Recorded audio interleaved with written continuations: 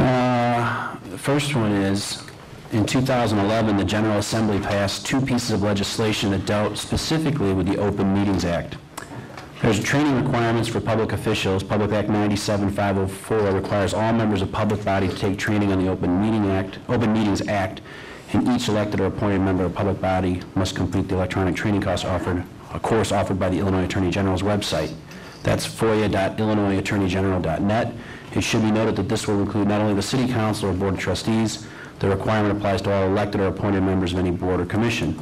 Those officials who held their positions before January 1 of 2012 must take the training by December 31st, 2012. Diane, can you tell me what member of the City Council has already completed all their Open Meetings Act training? That would be Alderman Gallagher. Already done with the Open Meeting Act. You know what? I think that I must be an expert then on Open Meeting Act, and in fact, the terminology of repeat offenders actually does apply, because recurrent requesters are defined as someone who requires a minimum of 50 requests in 1 year. And Mr. Charvat, my biggest fan in the 4th Ward, he lets everyone know that he lives in the 4th Ward all the time, that's great. He's only up to, so far this year in 2012, let's see, only 3. So repeat offender is actually a pretty good definition of you, because you're not a recurrent requester yet. So I can call you pretty much whatever I want to. Okay. Next one is tomorrow, April 10th, that's a Tuesday, 10 a.m.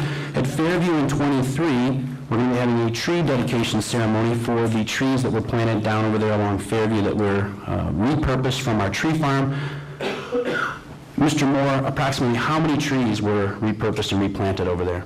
Approximately 40. Thank you very much, sir. So that's 40 trees given a new home. How many of those are ash trees?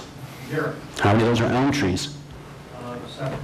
All right, I guess the Dutch elm disease is gone. That's good. Okay. April 17th, your taxes are due to the federal government. Good luck with that, and also to the state of Illinois. They need every penny. On April 21st, Mark, if you would help me with this one, that's a Saturday morning meeting. The City Council is having a workshop to put together a SWOT analysis for the coming year. Does that sound? Revise your strategic plan, correct? Yeah, a revisement. Yeah, so that's strengths, weaknesses, opportunities, threats. It runs from 8:30 till roughly 1 or 2 o'clock. 1 or 2 o'clock, and the location for that is? The Best Western. The Best Western on West Lincoln Highway. Yeah, so breakout room there. Yeah, perfect. So if you've got any ideas that you want to come or listen to that meeting, I think that's what we're looking for right there, right? It's a public meeting, but it's designed for council discussion. Gotcha. Also, too, people say different things when they mean different things, and so I believe when my favorite citizen, Mark Charvat, came up and was speaking about the township meeting, he meant to say, when he said all registered citizens should show up for the meeting, I think he meant registered voters. And also for Scott Zach, the White Sox played the Texas Rangers last night, not the New York Rangers. So people make mistakes, they say certain things. Last but not least, how am I doing on time, Mayor? You're doing fine. Thanks. Jillian Tett is an excellent columnist in the Financial Times, and she wrote this great little column here, and I'll go through it very quickly. And she said, a few weeks ago, I wrote a column lamenting the dismal state of America's local public sector pension systems. For with some $3 trillion or more of unfunded liabilities, the math looks truly alarming, particularly given the gridlock besetting so much of the American political machine.